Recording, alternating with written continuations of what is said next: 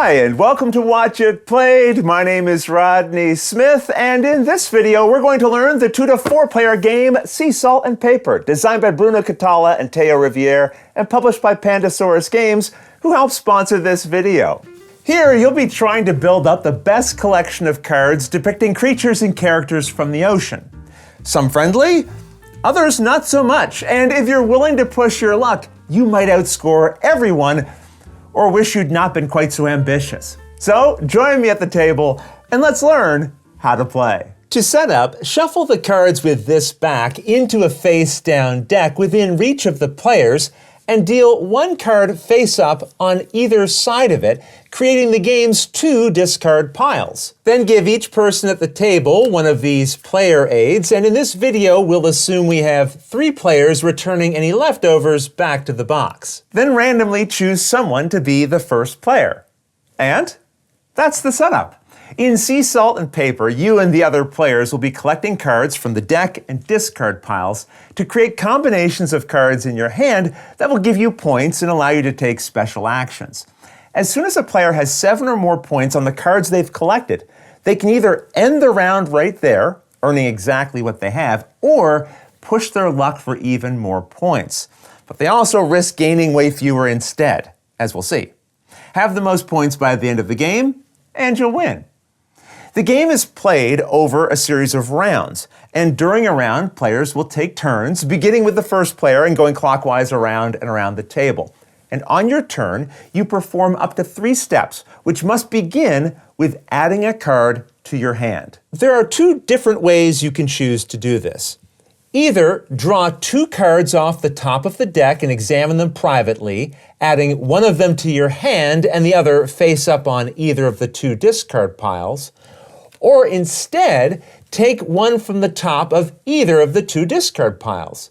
So if it looked like this at the start of my turn, I might take this card or this one instead. So again, during this first step of your turn, you either draw 2 cards from the top of the deck, adding one to your hand and putting the other face up on top of one of the discard piles, or you draw the top card from one of the discard piles.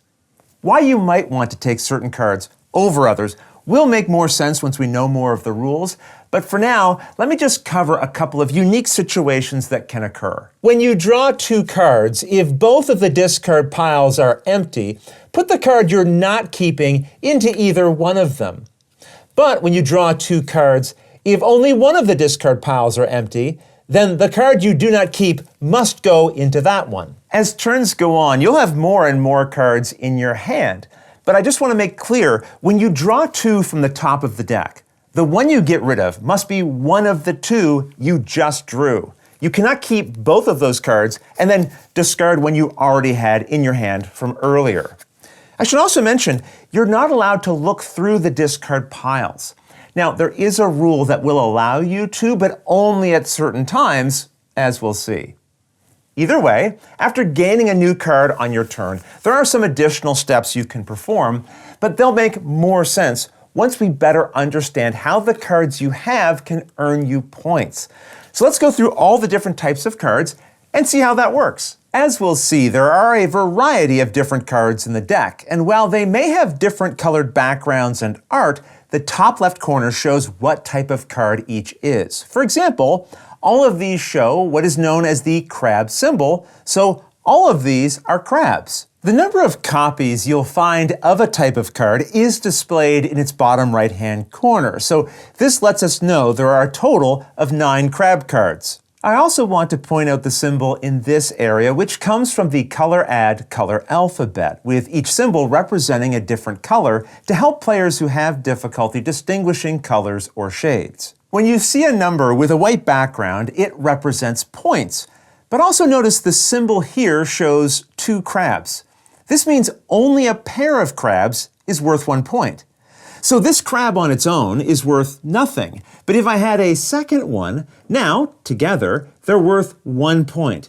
And their color and picture does not have to match to count as a pair of crabs. If I have 3 crabs, they're only worth 1 point. 1 point for any 2 of them, and nothing for the unpaired leftover. But if I then collected a 4th crab, I'd have a total of 2 points among all 4 of these. The game also comes with boats, as indicated by this symbol in their top left-hand corners. And these work just like crabs, earning you 1 point for every 2 boats you have. Now, you might have noticed these cards I'm showing you have another symbol in the area here, but you can ignore those symbols for now. We'll learn about those later. For now, we just want to focus on how the cards can earn you points. Moving on, you'll also find fish, which are represented by this symbol and work just like crabs and boats. Every 2 fish you have earns you 1 point. Next up, we have something a little different. All the previous cards required 2 matching types to be worth 1 point. In this case, we have a shark and a swimmer. On their own, they're each worth nothing, but when you have a shark and a swimmer, together they're worth 1 point. So again, here we have cards worth a total of 1 point, and now altogether they're worth 2 points. Here we've got a very different type of card showing this symbol, which makes it a shell. In the area here, you'll find the number of points shells are worth based on how many you have in total. If you have just 1, a shell is worth 0 points.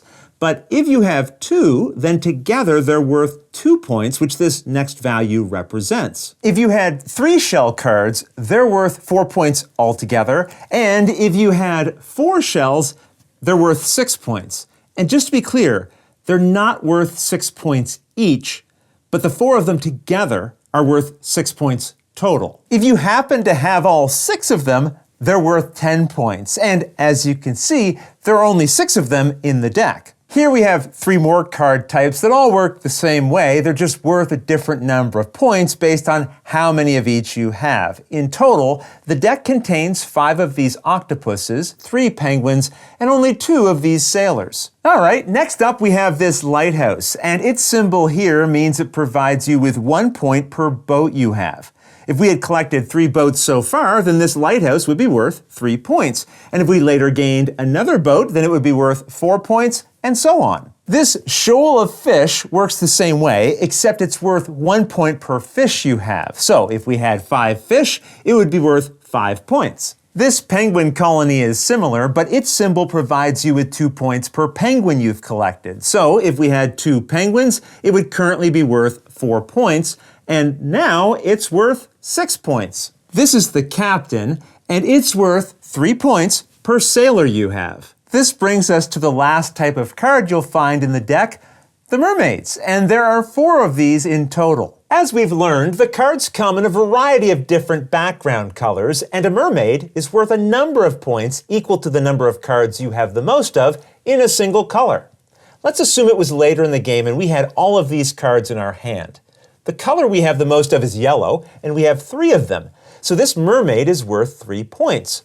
If we had a tie between colors we have the most of, we'd just pick either of the colors to score. If you have more than 1 mermaid, you must count a different color group for each one. So if we picked yellow for this mermaid, we'd have to pick blue for this one, since it's the next largest uncounted color group we have, making this mermaid worth 3 points. If we had a 3rd mermaid, you might think we'd count this green color group next. But mermaids are their own color group, white. And we have 3 of these, making them a larger group than green. So this mermaid would count white as 3 points. If you have a mermaid, but no color groups left that haven't been scored by other mermaids, then that mermaid is worth no points. So here, this mermaid would be worth 3 points for yellow, this mermaid would be worth 3 points for white, and this mermaid wouldn't be worth anything. However, as soon as you gain a new color, it would then be worth points. So here, purple is the next largest uncounted color group, so this mermaid is worth 1 point. And points you have change as you gain new cards. For example, if we collected another purple card later, then this would be worth 2 points. And this is true of all the card types. As you gain more cards, any that would affect your score immediately give you those points. But keep in mind, your hand of cards is secret. So the other players won't know how much your cards are worth, only you will. Just to make sure we understand scoring, let's look at a full example. We'll assume it's later in the game and we have all of these cards. The 2 fish are worth 1 point together, and so is this shark and swimmer. This extra shark isn't worth anything yet. We'd need to get another swimmer, and then together they'd be worth another point. Altogether, these 3 octopuses are worth 6 points, and this card is worth 1 point per fish we have, and we have 2, so this is worth 2 points. Finally, this mermaid is worth as many points as our largest color group, which in this case is green. So it's worth 1, 2, 3 points. So in total, this hand is worth 13 points. For the rest of this video, I'm going to pretend it's a little later in the game, so players will have several cards in their hands already, and there'll be some cards in the discard piles. And at this point, we know how to score, and that's really important. So now we can go back to learning about how to take a turn. Remember, on your turn, you must either draw 2 cards from the top of the deck, keeping 1 and discarding the other face up, or draw a single face-up card from either of the 2 discard piles. After that, you may then play a duo. You have a duo if you have 2 fish, 2 crabs, 2 boats, or a shark and swimmer. Any of those pairings are duos, and if you have one in your hand, you can play it during this step of your turn. To do that, just put the duo from your hand face up in front of yourself. You then immediately resolve its duo effect. The duo effect is represented by the symbol found in this area. For a pair of fish, this means you now draw the top card from the deck and add it to your hand. So just to illustrate, if during the play duo step of my turn, I put these 2 fish from my hand down on the table in front of me, I'd then draw a bonus card from the top of the deck. When you play 2 crabs as a duo, resolve the effect represented by this icon. It allows you to pick either of the discard piles and privately go through it without changing its order, picking any 1 card from it to add to your hand, putting the discard pile back in the same order as it was in, well, except for the card that you just took out of it. And remember, you cannot look through the discard piles otherwise, so you must pick which discard pile you want to take a card from before you look through it. If you play a shark and swimmer duo, the effect here lets you steal a random card from another player and add it to your hand. So if we assume I had just played this shark and swimmer,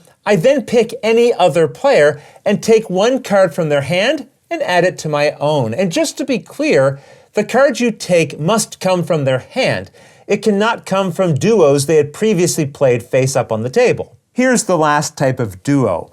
If you play a pair of boats, this symbol means you immediately get to take another turn. So you'd add a card to your hand in the usual way, either from the deck or discard piles, and then you could play more duos. If you have this edition of the game, you'll find your player aid lists all the various duos and how they work on this side, which you can reference while playing. I should mention, if you have more than 1 duo in hand, you can keep playing them one after the other during your turn, fully resolving one before resolving the next.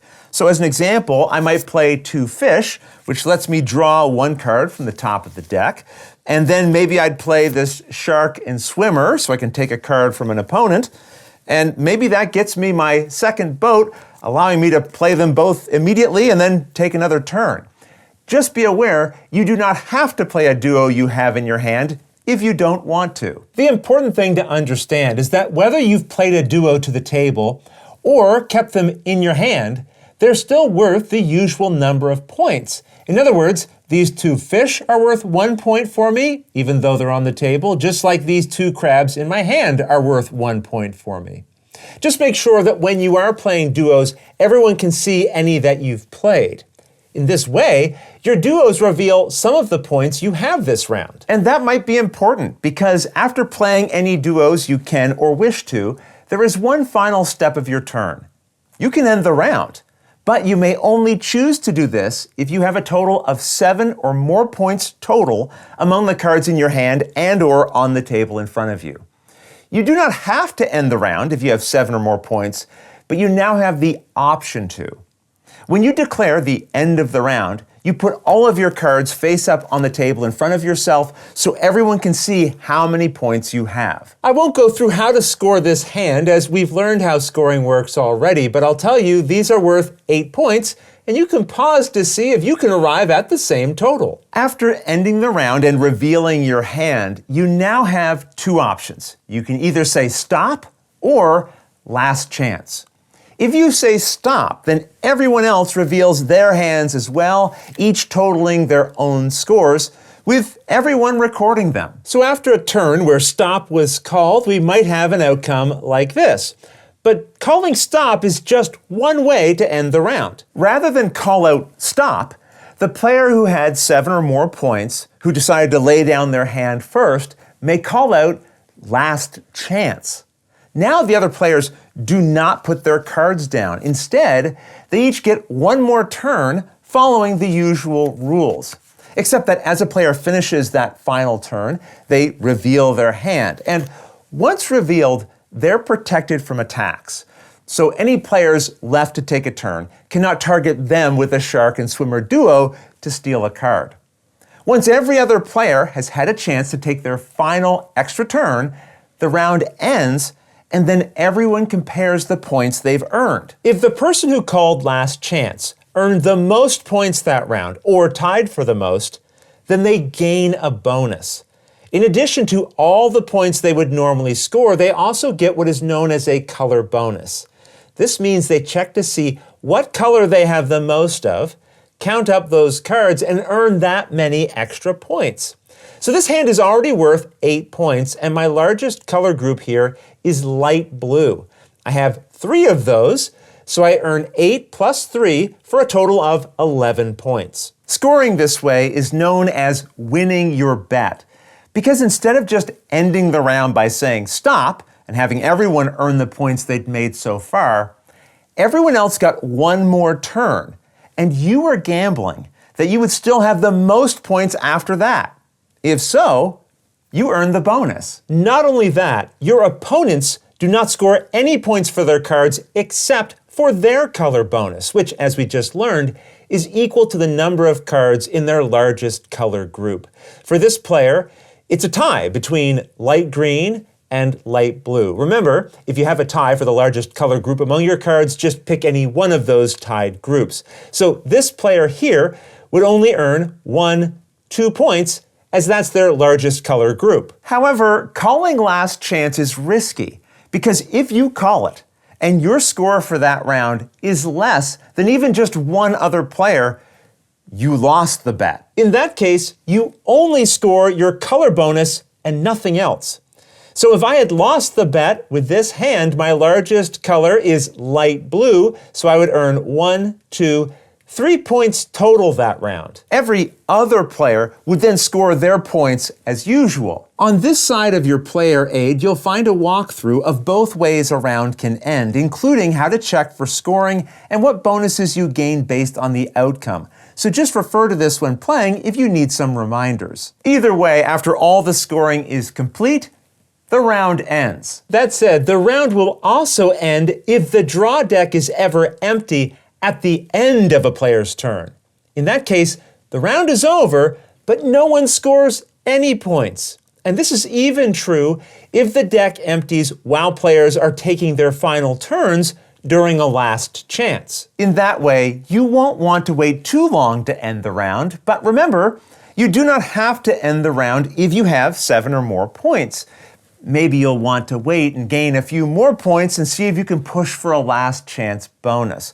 But wait too long and the round will just end and no one will score anything. Either way, when the round is over, after any scoring, you gather all the cards together from wherever they are, reshuffle them, and then start a new round just like the first, with the person seated to the left of the one who ended the previous round taking the first turn of the new one. And at the end of each round, you add the points from the previous rounds to any new ones you've earned. And rounds will continue like this until one ends, where a player has a total number of points equal to or more than the target value for your number of players, as shown in the rulebook and here on screen.